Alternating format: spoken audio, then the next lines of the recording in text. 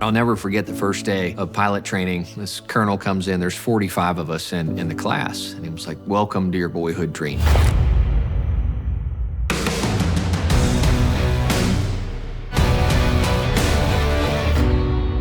I learned a foundational lesson to my walk in life now as I shut the motor down on this, massive F-16 fighter jet. Just am experiencing this adrenaline rush like I never had before in my life. It hits me, my life anthem, which is "Go before you're ready." And I felt it was like God with me. It's like, if you go, I will always be with you.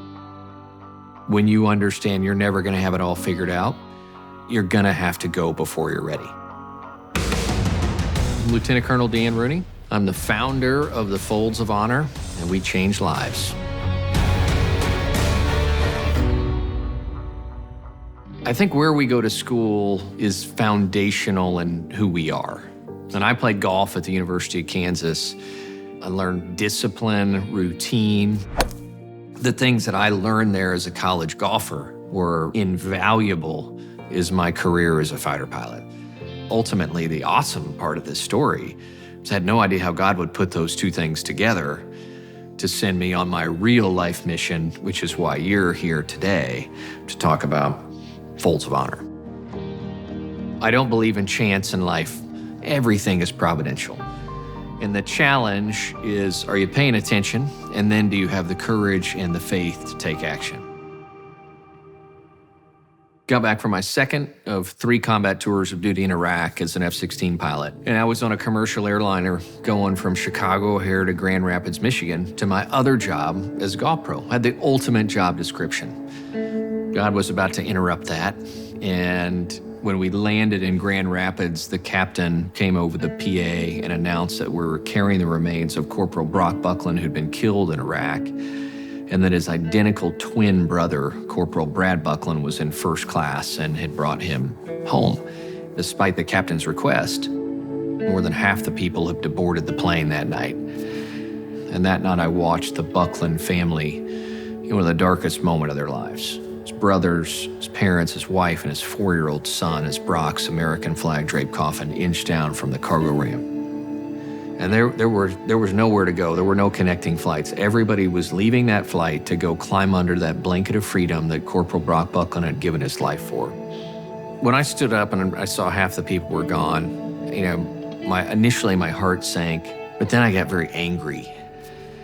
And I knew I had to do something to help this family that I'd seen, but also to reach out to those folks that just don't understand that freedom isn't free. I walked off the jet bridge and go before you're ready.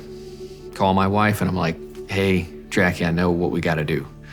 Wrote down very early on, honor the sacrifice, educate the legacy. So our mission objective was clear: provide scholarships to spouses and kids who've had somebody killed or disabled, defending our freedoms. And you take that to the Bible, it's 87 times. Take care of my widows and orphans. And that's what we do.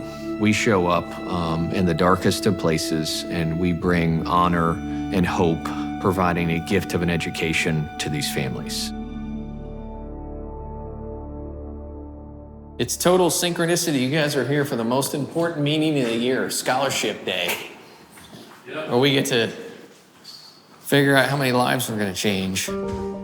So I actually received a phone call from Lieutenant Colonel Rooney, and he said, "Hey, we have a little surprise for you this afternoon. Just want to make sure the whole family's gonna be home." Lieutenant Colonel Rooney actually arranged for the Budweiser Clydesdales to show up at our home and award 4 of our 6 children with their Folds of Honor scholarships. It was an absolutely beautiful day. Education was so important to Matt. Matt was actually a practicing dentist before he felt the call to serve his country, and he followed in his father's footsteps and joined the United States Navy. Matt was deployed to Iraq. During his 3rd tour, a roadside bomb would take 2 of his closest friends and send Matt home with a traumatic brain injury. Matt said he wished he would have died a hero's death in Iraq, because he never wanted his wife and kids to see him so weak and incapacitated. I still remember the day that the doctor walked out and said, your husband has cancer. It's aggressive, it's angry, and we're not really sure what the next steps are. I think upon hearing Matt's initial diagnosis, after we had been through just so much frustration already, it was kind of like, why, God? We've done all the things you've asked of us.